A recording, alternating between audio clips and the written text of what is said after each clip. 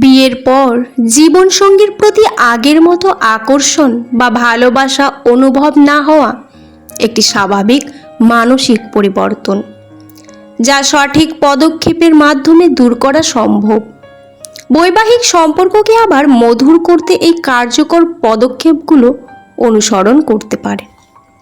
ভিডিওটি দেখার জন্য আপনাদের কাছে অনুরোধ রইল। ভিডিওটি শেষে এমন কিছু কথা আছে যা জানতে পারবেন, যা আপনার শোনার পর আপনার জীবনটা পুরোপুরি চেঞ্জ হয়ে যাবে এবং আপনাদের দাম্পত্য জীবনে সুখ সমৃদ্ধিতে ভরে যাবে। সেই জন্য আপনাদের পুরো ভিডিওটি দেখতেই হবে। বিয়ের পর সম্পর্কের একঘেয়েমি এবং নতুন করে ভালোবাসা খোঁজার গল্প নিয়ে নিচে একটি ছোট্ট গল্প, যা বদলে দেবে আপনার পুরো দাম্পত্য জীবনটি। অয়নের মনে হচ্ছিল ঘরের বাতাসটা ভারী হয়ে গেছে। বিয়ের পর মাত্র 3টে বছর কেটেছে, কিন্তু মনে হয় যেন 30 বছর কেটে গেছে। রানু এখন আর আগের মতো সেজে গুজে অয়নের জন্য অপেক্ষা করে না। সারাদিন সংসারের কাজ, বাচ্চার দেখাশোনা আর রান্নাবান্না নিয়েই ব্যস্ত থাকে। অয়নেরও অফিস থেকে ফিরে আর রানুর সাথে কথা বলতে ইচ্ছে করে না। দুজনে একই ছাদের নিচে থাকে, কিন্তু তাদের মাঝে যেন এক বিশাল অদৃশ্য দেয়াল। একদিন রাতে ডিনার টেবিলে অয়ন হঠাৎ করেই বলে ফেলল, রানু, আমাদের সম্পর্কটা না ঠিক আগের মতো নেই, কেমন যেন একঘেয়ে হয়ে গেছে। তোমাকে এখন আর আগের মতো আমার ভালো লাগে না। রানু কথাটি শুনে থমকে গেল। চোখে জল এলেও নিজেকে সামলে নিয়ে শান্ত গলায় বলল, ঠিক বলেছ, ভালোবাসাটা হয়তো হারিয়ে যায়নি, যত্নের অভাবে ধুলো চাপা পড়েছে। চলো একটা কাজ করি। রানু আলমারি থেকে একটা কাচের জার বের করলো। তারপর অয়নকে বলল, আগামী 1 মাস আমরা কেউ কারো নামে কোনো অভিযোগ করব না।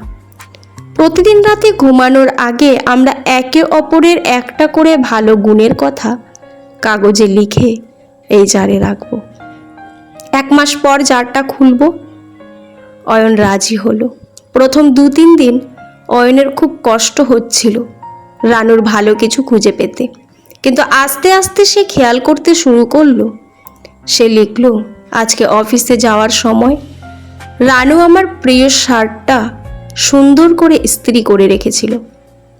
আরেকদিন লিখল, অফিস থেকে ক্লান্ত হয়ে ফেরার পর রানু 1 কাপ দারুণ চা লেবু দিয়ে বানিয়ে দিয়েছিল, যা আমার সব ক্লান্তি দূর করে দেয়।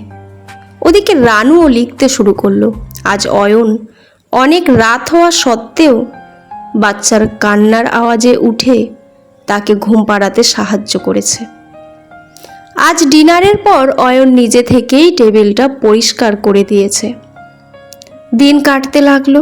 এই ছোট ছোট কাগজের টুকরোগুলো তাদের মানসিকতায় এক অদ্ভুত পরিবর্তন আনলো। অয়ন এখন আর রানুর ভুলগুলো দেখে না, বরং সে সারাদিন ধরে খোঁজে রাতে জারে লেখার জন্য রানু ভালো কি কাজ করেছে। রানুও অয়নের প্রতি আরও যত্নশীল হয়ে উঠল। দুজনে অজান্তেই একে অপরের দিকে তাকিয়ে আবার হাসতে শুরু করলো। 1 মাস পর তারা দুজনে মিলে কাচের জারটা খুলল। কাগজের টুকরোগুলো ছড়িয়ে দিয়ে একে অপরের লেখাগুলো পড়তে লাগলো। পড়তে পড়তে দুজনেরই চোখ ভিজে এলো। অয়ন বুঝতে পারল রানু বদলে যায়নি। সংসারের চাপে সে নিজে এতটাই অন্ধ হয়ে গেছিল যে রানু নীরব ভালোবাসাগুলো সে দেখতেই পায়নি। রানুকে জড়িয়ে ধরে অয়ন বলল, আমাকে ক্ষমা করে দাও রানু, ভালোবাসা কোথাও যায়নি, শুধু তোমার চোখটা বদলে গিয়েছিল। ভালোবাসা হলো একটি কাচের তৈরি জিনিসের মতো, যা একবার ভেঙে গেলে জোড়া লাগানো যায়, কিন্তু ফাটলটা সারা জীবন থেকে যায়। বিয়ে মানে শুধু অধিকার নয়, বিয়ে মানে একে অপরের দায়িত্ব বহন করা এবং একসাথে বেড়ে ওঠা। দাম্পত্য জীবনে সুখের চাবিকাঠি হলো একে অপরকে নিখুঁত ভাবা বন্ধ করা এবং একে অপরের খুঁতগুলোকে ভালোবাসতে শেখা। প্রেমের আনন্দ থাকে স্বল্পক্ষণ, কিন্তু প্রেমের বেদনা থাকে সারাটি জীবন। একটি সফল দাম্পত্য জীবনের জন্য বারবার প্রেমে পড়তে হয়, তবে প্রতিবারই একই মানুষের প্রেমে। ক্ষমা করার ক্ষমতা না থাকলে কখনোই কোনো সম্পর্ককে টিকিয়ে রাখা সম্ভব নয়। সম্পর্ক সুন্দর রাখার জন্য কথা বলার চেয়ে বেশি প্রয়োজন একে অপরের নীরবতা বুঝতে পারা। সংসার সুখের হয় রমণীর গুণে, গুণবান পতি যদি থাকে তার শনে। বিয়ে কোনো গন্তব্য নয়, এটি একটি দীর্ঘ যাত্রা, যেখানে প্রতিদিন একে অপরকে নতুন করে আবিষ্কার করতে হয়। একটি ভালো বিয়ে হলো দুজন ভালো ক্ষমাশীল মানুষের মিলন। প্রেমের মধ্যে ভয় না থাকলে রস নিবিড় হয় না। কাউকে গভীরভাবে ভালোবাসা আপনাকে সাহস দেয়, আর কারো কাছ থেকে গভীরভাবে ভালোবাসা পাওয়া আপনাকে শক্তি দেয়।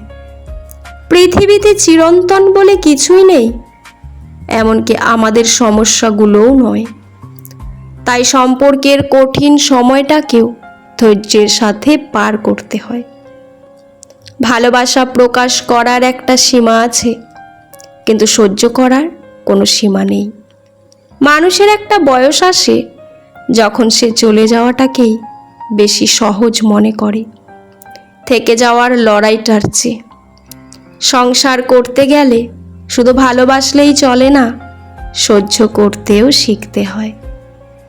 কাউকে খুব বেশি ভালোবাসতে নেই, কারণ ভালোবাসা হলো এক ধরনের অন্ধত্ব। অতিরিক্ত ভালোবাসলে মানুষের দোষগুলো আর চোখে পড়ে না। কিছু কিছু মানুষ আসলে কখনোই বদলায় না, শুধু তাদের অবহেলার ধরনগুলো বদলে যায়। একজোড়া চোখ অনেক কথাই বলতে পারে, যদি সামনে থাকা মানুষটি তার পড়ার ক্ষমতা রাখে। প্রেমের আমেজ যখন চলে যায়, তখন মানুষ বুঝতে পারে সে আসলে কাকে ভালোবেসেছিল, মানুষটাকে নাকি নিজের মোহকে। বিয়ের পর যদি বউকে আগের মতো ভালো না লাগে, তাহলে কয়েকটি কাজ করুন। আপনাদের জীবন খুব সুন্দর করে এগোবে, ধন সমৃদ্ধিতে ভরে যাবে এবং ভালোবাসায় পরিপূর্ণ হয়ে যাবে। তার জন্য আপনাকে কি করতে হবে জানেন? মন খুলে কথা বলুন, কোনো অভিযোগ ছাড়া আপনার মনের অনুভূতি এবং প্রত্যাশাগুলো শান্তভাবে স্ত্রীর সাথে শেয়ার করুন।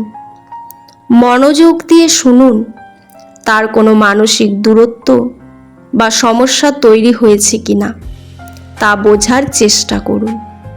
বিয়ের আগের দিনগুলোর মতো দুজনে মিলে বাইরে ঘুরতে যান বা পছন্দের রেস্টুরেন্টে ডিনার করুন। একঘেয়েমি দূর করুন।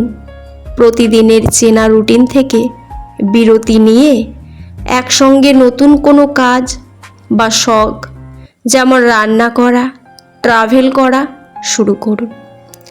ভালো গুণগুলো খুঁজুন, তার খামতিগুলোর দিকে মনোযোগ না দিয়ে তার ভেতরের ভালো গুণ এবং সুন্দর দিকগুলোর প্রশংসা করুন।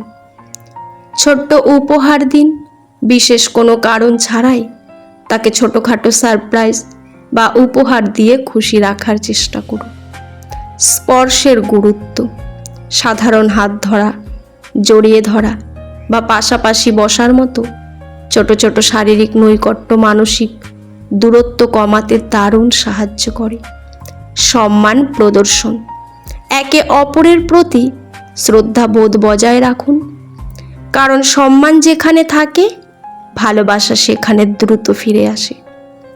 সমস্যা যদি নিজেদের মধ্যে সমাধান করা কঠিন মনে হয়, তবে কোনো সংকোচ না করে একজন ভালো ম্যারেজ কাউন্সেলিং বা থেরাপিস্টের সাহায্য নিন। পেশাদার পরামর্শ অনেক সময় সম্পর্কের জটিল জটগুলো খুব সহজে খুলে দেয়। পুরো ভিডিওটি দেখার জন্য আপনাদের অসংখ্য ধন্যবাদ। ভিডিওর শেষে জয় শ্রীকৃষ্ণ লিখতে ভুলবেন না। ভালো থাকবেন, ধন্যবাদ।